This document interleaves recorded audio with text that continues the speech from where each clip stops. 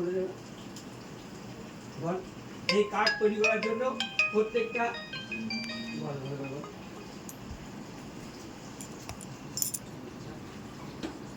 ভারতীয় জনতা মজদুর trade union council এটা হচ্ছে একটা ইউনিটি।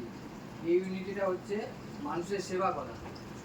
যেমন কোনো শ্রমিক, ঠিক আছে, কোনো অসুবিধা পড়লে, কোনো ব্যবসাদার, এই যেমন একটা শ্রমিক কাজ করে, তারা ঠিকমতো টাইম মতো বেতন পায় না, সপ্তাহে 7 দিনে 7 দিন কাজ করে, ঠিক আছে।